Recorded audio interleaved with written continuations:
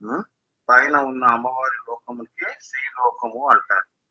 శ్రీ ఎక్కడ ఉంటుంది? 14 పైన ఉంటుంది. అమ్మవారి పైన ఉంటుంది కదా బిందువులో. సో అందుకే కిందవన్నీ కూడా ఊర్ధ్వ అదో లోకాలు, పైన శ్రీ. అలానే గణలోకం గురించి చెప్పాను. ఊర్ధ్వ అదో లోకములు రెండు కలిపి గణలోకము అవుతుంది. అంటే నామరూప వికారాత్మకమైన సృష్టి ఎక్కడ ఉన్నదో అదంతా కూడా గణలోకాలు. అలానే ఇప్పుడు 10వ నామము కామేశ్వర ముఖ. అమ్మవారు కామేశ్వర ముఖము అంటే ఏంటో తెలుసుకుందాం. కామేశ్వరుని తన యందే ధరించినది. కామేశ్వరునికి తనకు అవినాభావ సంబంధము కాబట్టి ఆమె కామేశ్వర ముఖ. ఇక్కడ చాలా జాగ్రత్తగా అర్థం చేసుకో. కామేశ్వర ముఖము తన యందే ధరించినది అంటే ఏంటంటే సంకల్ప రూపంలో ఆ పరాశూన్యంలో ఆ ఏకము ఆ భగవతి స్వరూపము సంకల్పము చేస్తే ఈశ్వర. అదే గనక కార్యరూపం ధరిస్తే అదే ముఖము ఆమె సంకల్పము పెట్టుకొని ఆమె కామేశ్వర ముఖ అవుతుంది. అర్థమైందా?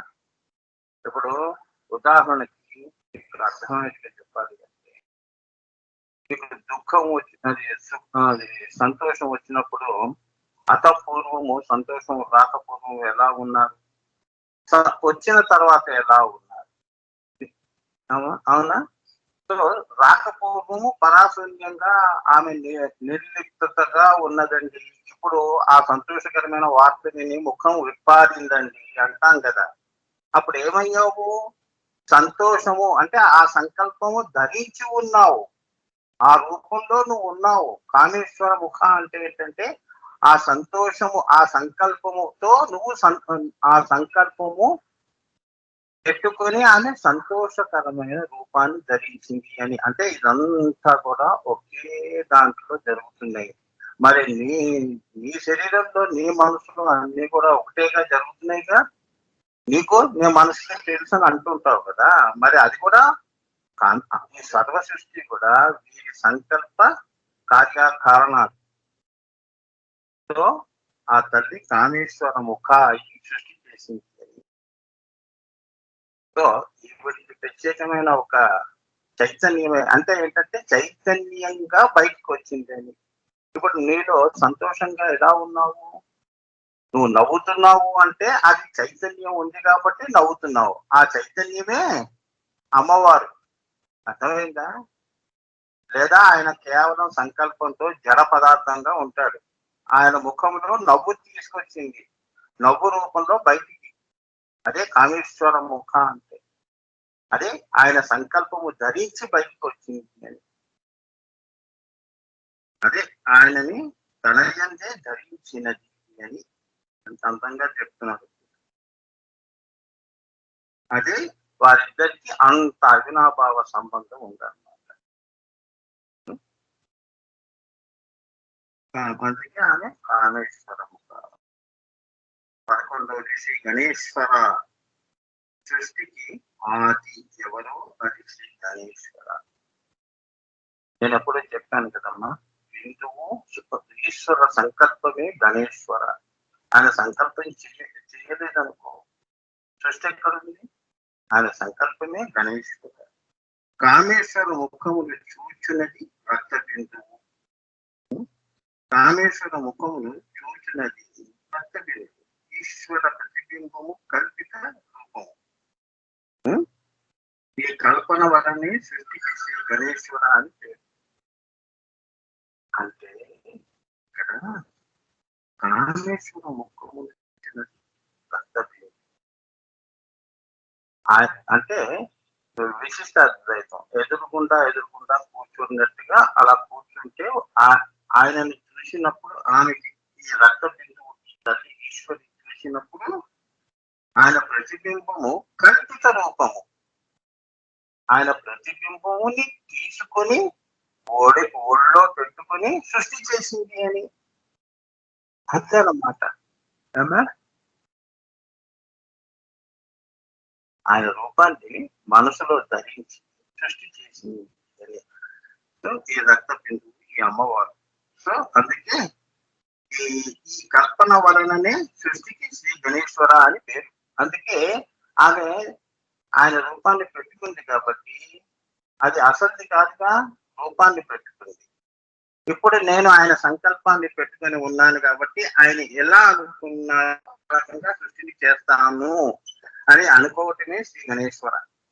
అక్కడి నుంచి ఆది అనేది మొదలైంది. ఆది మధ్యాంత రహిత నామాలు ఉన్నాయి కదా. సో గణేశ్వర అంటే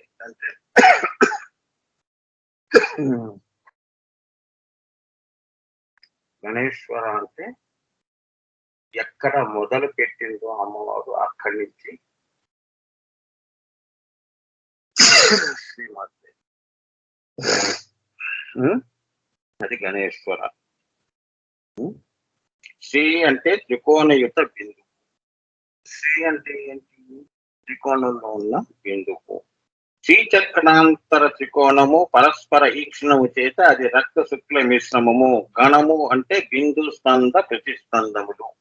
ఆమె అక్కడ బిందువై అది స్పందమై అది నాద బిందు కళ. బిందు స్పంద ప్రతిస్పంద అయింది. అంటే ఏంటంటే ఇదంతా కూడా అది గణము. గణము అంటే ఏంటంటే దేవతల గణం అని కాదు ఇక్కడ.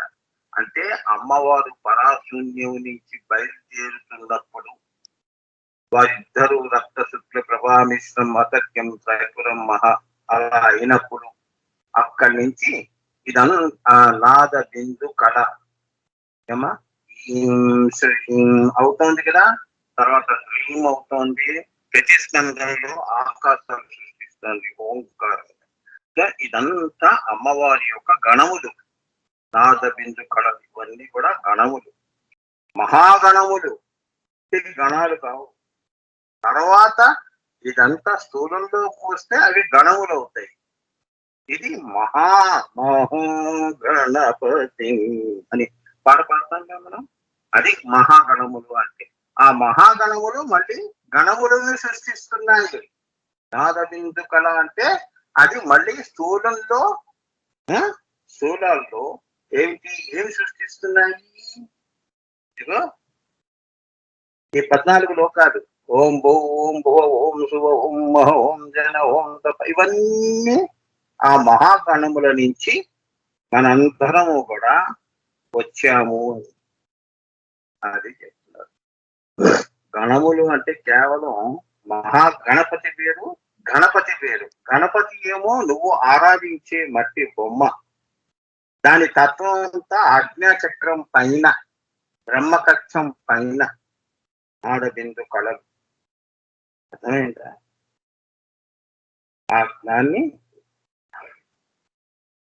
దాన్ని గణము, మహాగణము అంటారు. మహాశక్తివంతుడి రా అంటారుగా. మనం కూడా మేధావి వేరు, మహామేధావండి అని అంటారు తత్వాలు. అంతే కదా. పర్వాలేదండి తెలివి గలవాడే. లేదండి అబ్బో మహా తెలివితేటలండి బాబు. ఆ మహా అనేది గణములు అమ్మవారి. ఏమిటి ఆ గణములు? ఆవిడ ఎక్కడో పరాశూన్యంలో చైతన్యం వస్తే అందులో ఆ తల్లి ఈశ్వరి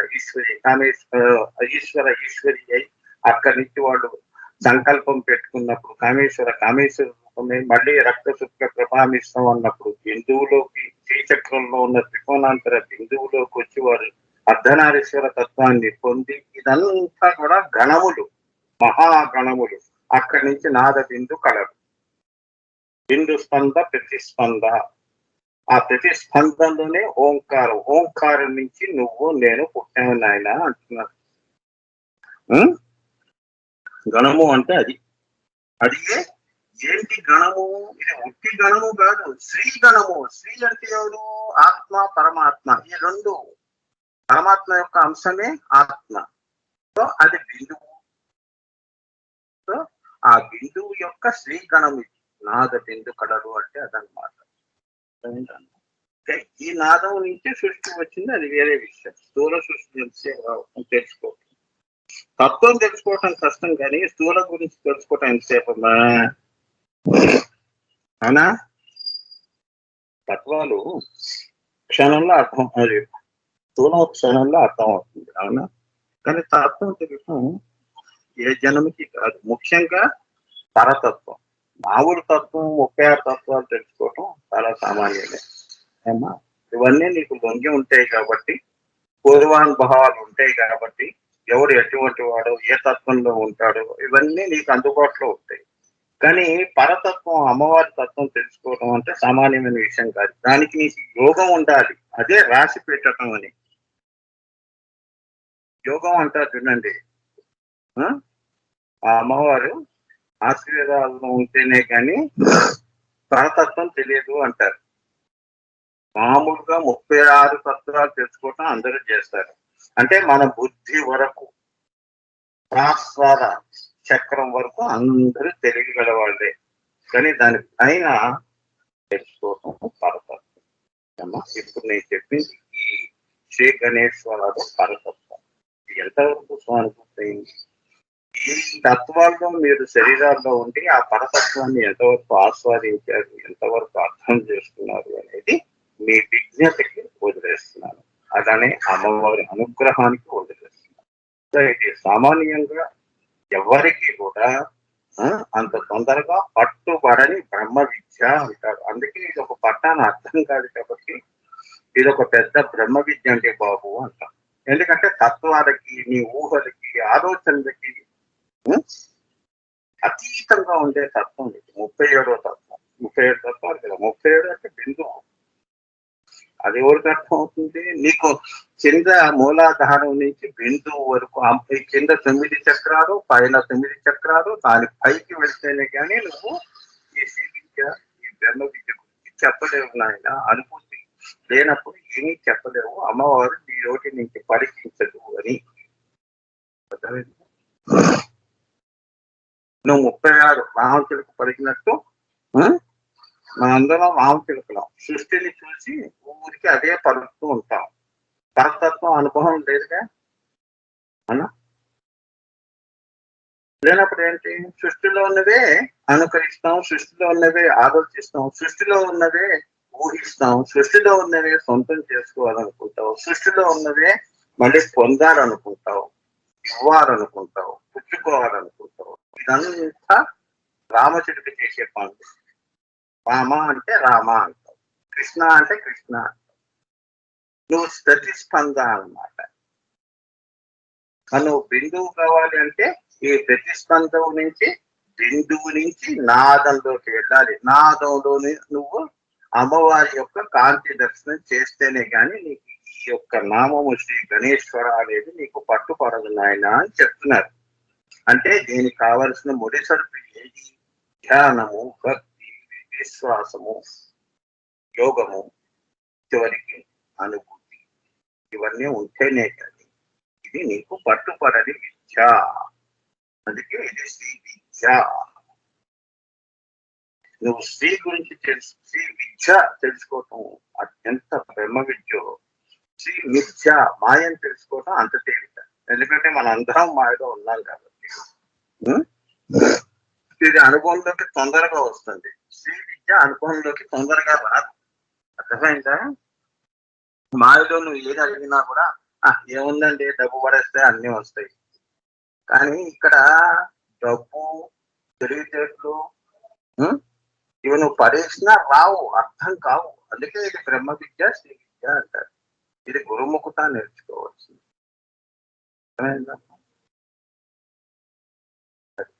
ఇప్పుడు ఇక్కడ డబ్బు పడేసి చదువును కొనుక్కుంటున్నాం. కానీ బ్రహ్మ విద్యలో డబ్బు పడేస్తే వచ్చేవి కావు. అవి సానుభూతి చేసుకోవాలి. అప్పుడే నీకు ఆ విషయం ఏంటో నీకు అవగతం అవుతుంది. లేదు అంటే ఏ జన్మకి అమ్మవారు ఈ శ్రీ విద్య అనేది వాసనామయంగా కూడా నీకు తెలుసు. ఉన్నది అనేది కూడా చాలా మందికి తెలియదు. శ్రీ విద్య అన్నిటికీ తల్లి లాంటిది అని తల్లిని మర్చిపోయిన విద్యను మనం చదువుతున్నాం. మూలం మర్చిపోయావు, అమ్మని మర్చిపోయావు, ఎన్నాడో మర్చిపోయావు. ఈ ఇంగ్లీష్ చదువులు వచ్చినప్పటి నుంచి మనం ఏమ్మా అమ్మని మర్చిపోయి కడుపు కోసం కడుపు కోసం, ఉద్యోగాల కోసం, మంచి భవిష్యత్తు కోసం అటువంటి చదువులు డబ్బు పెట్టి కొనుక్కో. కానీ ఈ శ్రీ విద్య అనే తల్లి డబ్బు పెడితే నువ్వు కొనది. ఇది అమూల్యము. ఇంత దాచిపెట్టారు ఇందులో ఈ నామం.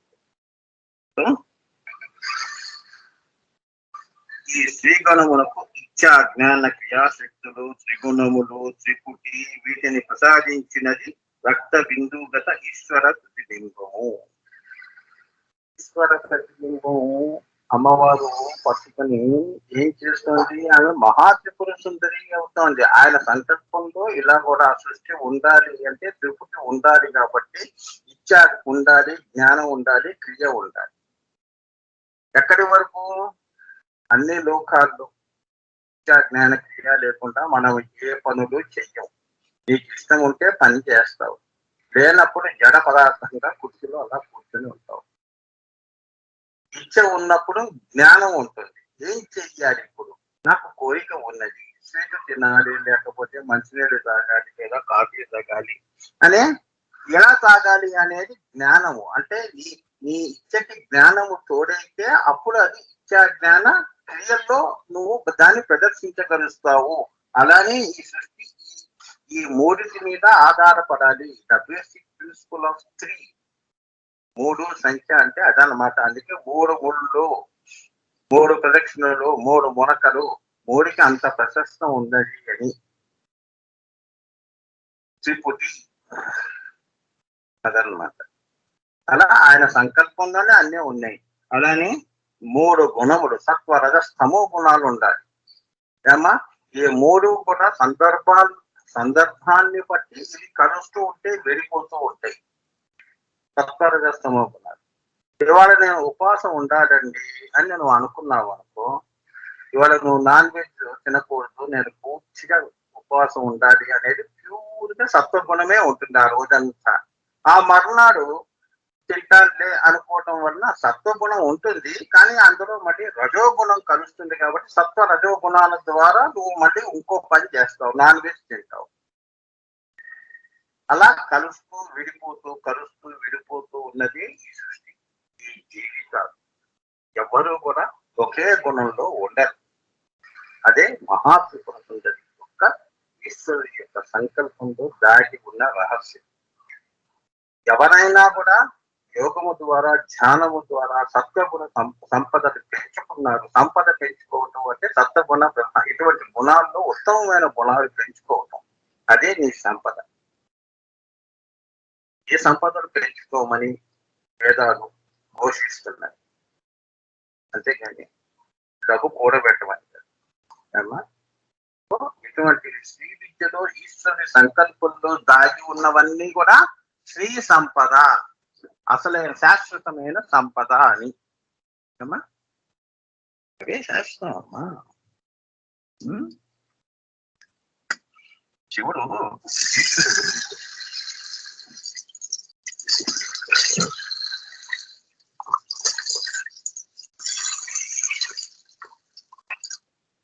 ఈశ్వరుడు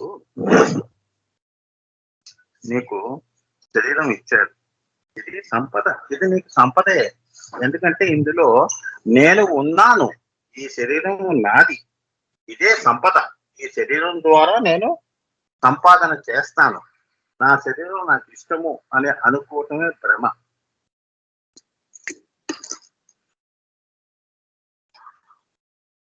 ఇందులోనే ఆయన ఏం చేశాడు?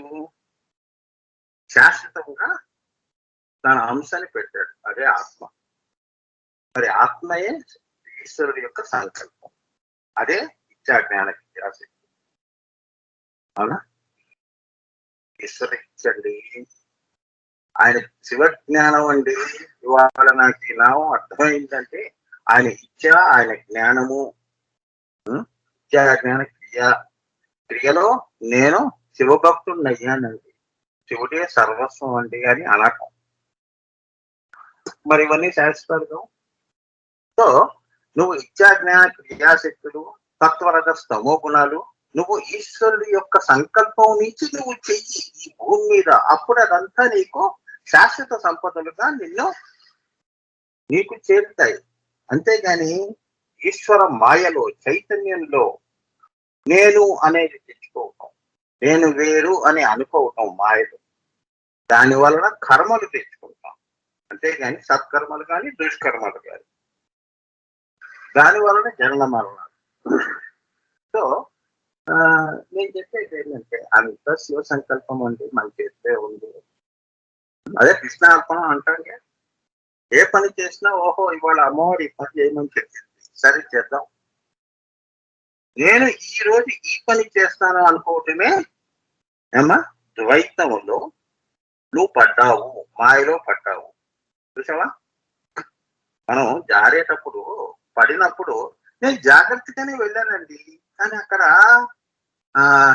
నున్నగా ఉంది, నీళ్లు ఎక్కువ ఉన్నాయి అనుకుంటాను, కాలు వేసాను, జారి పడ్డాను. మరి అంత జాగ్రత్తగా ఉన్నవాడు ఎలా జారిపడ్డావు మాయలో?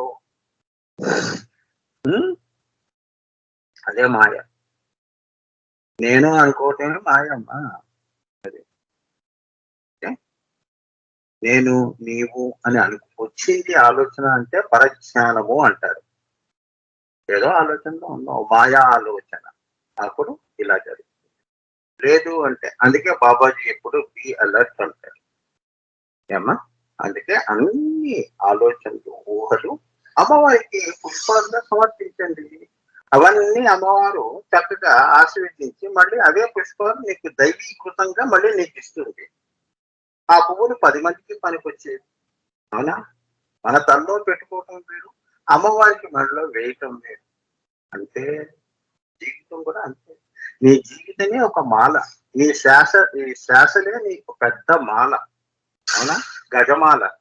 70 ఏళ్ళు బతుకుతావు. ఇవన్నీ శ్వాసలన్నీ పువ్వులుగా నువ్వు అల్లాగనుకో అమ్మ, ఒక పెద్ద గజమాల అవుతుంది. అది అమ్మవారికి సమర్పించు. అదే క్రియాయోగము.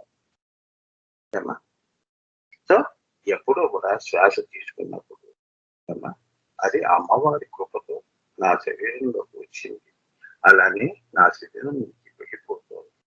అమ్మ వస్తుంది, వెళ్ళిపోతుంది, మళ్ళీ వస్తుంది. అంత దగ్గరగా ఉంది నీకు, నీ గుండెకి. నీ ఆత్మని తన ఆత్మగా చేసుకుని, నీ శరీరాన్ని తన శరీరంగా చేసుకుని, తానే ఇచ్చా జ్ఞాన క్రియలుగా, తానే సత్వరజ స్తమో గుణాలుగా, తానే మాయగా, తానే సత్యముగా ఈ సృష్టిని ఆడుకుంటోంది, ఇలా విన్యాసం చేస్తోంది అని నువ్వు గనక ఈ విషయం తెలుసుకున్నావు అంటే నువ్వెప్పుడూ బ్రహ్మ వేదిగా ఉంటావు, వాదిగా ఉంటావు, ఎప్పుడూ బ్రహ్మ చింతనలోనే ఉంటావు. నువ్వు అమ్మవారిని నువ్వు కలిసిపోయావు అనుకో, లోపలంతా అమ్మవారిని ఐక్యం పొందావు అనుకో అమ్మా, నీ పనులు కూడా అమ్మవారు చేసేవే ఉంటాయి. నేను శరీరాన్ని అని మాయలో పడ్డావు అంటే అవి మాయా పనులుగా కనిపిస్తాయి.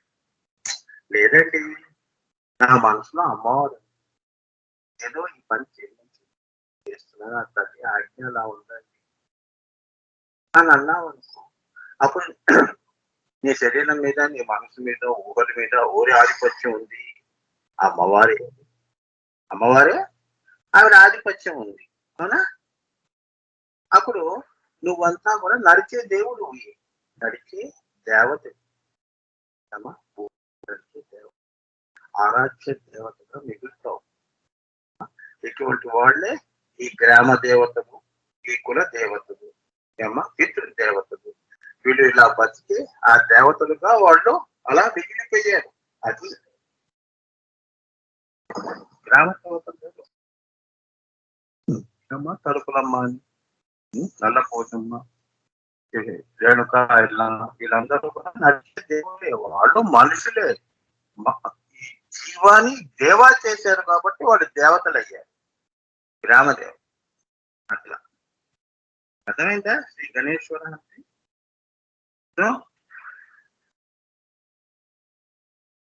త్రిపుటి వీటిని ప్రసాదించినది రక్త బిందుగత ఈశ్వర ప్రతిబింబము అని చెప్పారు. దానితో కూడినది ఎవరు? శక్తి కూడి ఉన్నది. ఆ చైతన్యానికి శక్తి కూడి ఉన్నది. ఏమ్మా, అదే అమ్మవారు. ఇప్పుడు నువ్వు చైతన్యం నీ శరీరంలో ఉందమ్మా. అమ్మా, జ్ఞాన క్రియాశక్తులు, త్రిగుణాలు, అలానే శక్తి అనేది ఒకటి ఉండాలి కదా. ఇప్పుడు నువ్వు ఏదన్నా అనుకున్నావు అంటే అది సాకారం చెయ్యాలి అంటే శక్తి ఉండాలిగా. శక్తి లేకుండా ఏం చేస్తావు? విద్యా జ్ఞానం దగ్గర ఆగిపోతావు. అబ్బా, క్రియ చేయలేనండి, ఓపిక లేదు, జడ పదార్థంగా ఉండిపోతావు. ఆ శక్తి అమ్మవారు, అంటే ఈశ్వర శక్తి అమ్మవారు. ఆయనతో ఆయన ప్రతిబింబాన్ని పెట్టుకుని సృష్టి అంతా కూడా, ఇదంతా లింగము, లింగోద్భవ కాలము అంటాంగా శివరాత్రిలో. ఈ శ్రీచక్రం అంతా లింగము, ఆయన శరీరము. ఆయనలో ఆ శ్రీచక్రంలో శక్తి అంతా ప్రవహిస్తోంది కాబట్టి అది చైతన్యవంతమైంది అని. అలానే వేష్టిగా చూస్తున్న ఈ శరీరం ఈశ్వర అయితే ఈ లోపల శక్తి అమ్మవారు. మరి నువ్వు ఎలా జాగ్రత్తగా చూసుకుంటావు, దాన్ని ఎలా నువ్వు ఆరాధిస్తావు, దాన్ని ఎలా తెలుసుకుంటావు, చివరికి అందులో ఎలా లయమవుతావు, అంతా విధి విలాసం అమ్మ. ఎవరికి ఏం రాసి పెట్టుకుంటే అది విధి విలాసం. అంటే నువ్వు పూర్వజన్మలో ఏ వాసనలు తెచ్చుకున్నావు, ఆ వాసనలు నువ్వు ఎక్కడికి తీసుకెళ్తాయి, అంతా కూడా నీ యొక్క అమ్మవారు రచించిన నీ విధి విలాసం. ఎర్లీ తొందరగా తెలుసుకోవటం అమ్మని తొందరగా తెలుసుకోవటం, తొందరగా గతం మర్చిపోవటం, అంటే గత జన్మలు మర్చిపోవటం, ముందు చూపు పెట్టుకోవటం, శివ దృష్టి, అమ్మని చేరుకోవటం. అంటే ఇంకెప్పుడు తెలుసుకుంటాం శ్రీ విద్య ఎప్పుడు తెలుసుకుంటాం అమ్మా? అక్కడికి ఆ నామం అయిపోయింది అమ్మా.